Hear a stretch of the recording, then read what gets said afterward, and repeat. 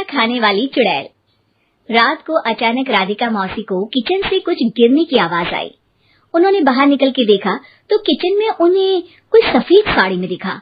वो चीख पड़ी, हे भगवान, आलतू जलाल तू आई बला को टाल तू, आलतू जलाल तू आई बला को टाल तू। राधिका मौसी को चीखते सुनकर श्रवण बाहर आता है भागते हुए। अरे माँ, क्या हुआ? क्या देख लिया? दादी माँ आ गई क्या सपने में? अरे बेटा, रसोड़े में देख तो कौन है? श्रवण रसोड़े में झांक कर देखता है और उसे कोई नहीं दिखता अंदर। अब रसोड़े में तो कोई नहीं है माँ। कोई सफेद साड़ी में नहीं है क्या? नहीं माँ, कोई भी नहीं है। चिल्लम चिल्ली की आवाज सुनकर काजल भी वहाँ आ जाती है। अब क्या हो गया माँ जी? अरे बेटा, रसोड़े में एक चुड़ैल थी सफेद साड़ी में। अरे क्या कर रही थी वो अंदर? अरे बताया नहीं, कल आएगी ना तो पूछ लूंगी। चुड़ैल जी, आपका क्या प्लान है? माँ जी, रात बहुत हो गई है, आपने कोई बुरा सपना देखा होगा, चलिए सो जाइए। राधिका मौसी सोने तो चली जाती है पर उनको रात भर नींद ही नहीं आती। वो कुछ भी उलझुल बातें सोचने लगती है। कहीं चुड़ैल की वजह से तो घर में टेंशन नहीं हो रहा, कहीं उसी की वजह से तो वो दादी नहीं बन पा रही। सुबह जब राधिका मौसी रसोड़े में छानबीन करती है तो पाती है कि नींबू का अचार गायब है। चुड़ैल नींबू का अचार ले गई, मुझे तो ठीक नहीं लग रहा कुछ। चुड़ैल को भी पता है कि जिंदगी का असली मजा तो खट्टे में ही है। राधिका मौसी झट से श्रवण को फोन कर देती है। बेटा, मुझे समस्या समझ में आ गई है, हमें एक तांत्रिक की जरूरत है। अरे क्या बोल रही हो माँ, तांत्रिक की क्या जरूरत है? आप पूजा पाठ तो कर ही रही हो ना।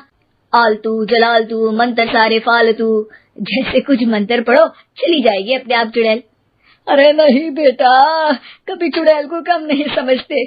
अरे तुझे पता भी नहीं चलेगा कि कभी वो छल करके काजल की जगह घर की बहू खुद बन जाएगी। क्या माँ, कुछ भी बोल रही हो?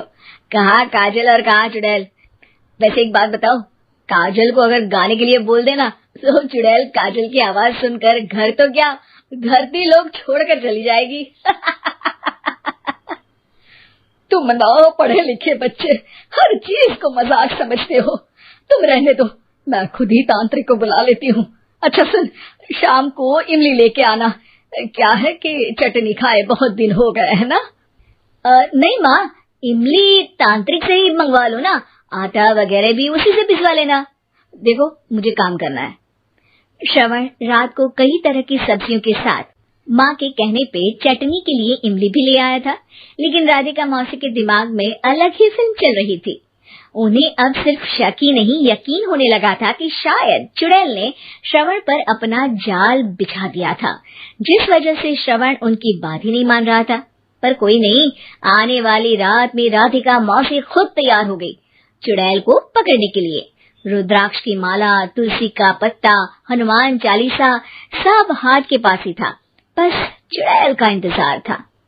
और जैसा राधिका मौसी ने सोचा था वैसा ही हुआ।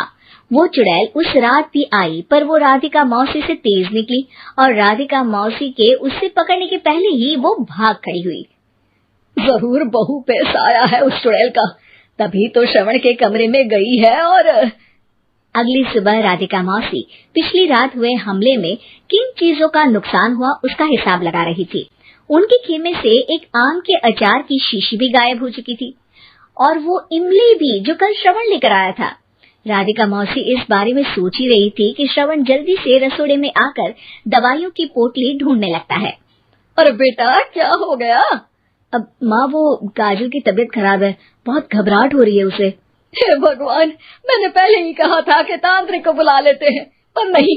अब देखो, उस चुड़ैल ने काजल को अपने वश में करना शुरू भी कर दिया है।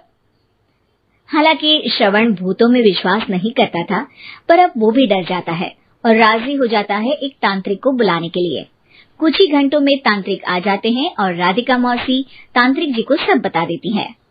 घोर संकट, घनघोर संकट, चुड़ैल को मारू जोर चाकट, ओम भट स्वाहा खटखा के आहा। अरे ये क्या मंत्र है? मेरे खुद के ओरिजिनल मंत्र है, कल रात को ही लिखे हैं, अच्छे लगे तो दाद चाहूंगा। एक और मंत्र सुनो।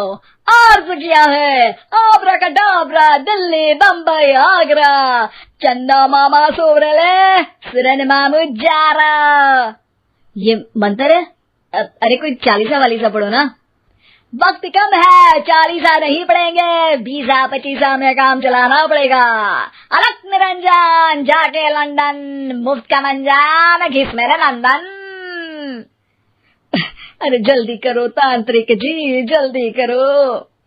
तांत्रिक अपने उल झलूल मंत्र पढ़ने लगता है। श्रवण को तांत्रिक पे शक होता है। वो अपने एक डॉक्टर दोस्त को कॉल कर देता है ताकि कोई अनहोनी हो तो इमरजेंसी में चीजें मैनेज हो जाए।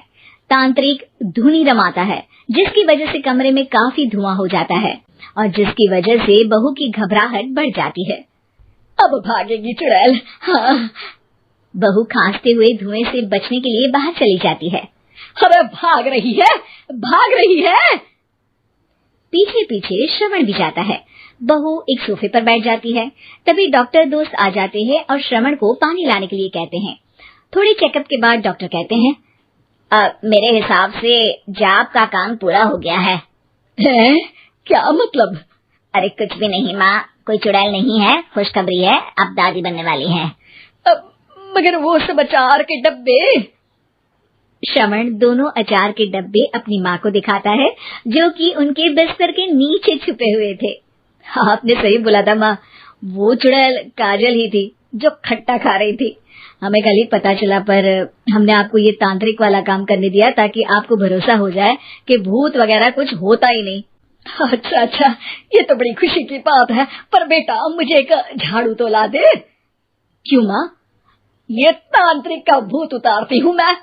अब तांत्रिक राधा मौसी के डर से घर से भाग निकलता है और राधा मौसी उसके पीछे भागती है। अरे संकट ये घनघोर है, तांत्रिक मुआ चोर है। मुझे उम्मीद है कि आपको वीडियो पसंद आया होगा। कृपया मुझे कमेंट में बताएं कि आपको वीडियो कैसा लगा। अगर आपको यह पसंद आए तो कृपया लाइक और शेयर करें। अधिक मनोरंजक वीडियो हमेशा देखने के लिए चैनल को सब्सक्राइब करना और घंटी आइकन दबाना न भूलें। धन्यवाद।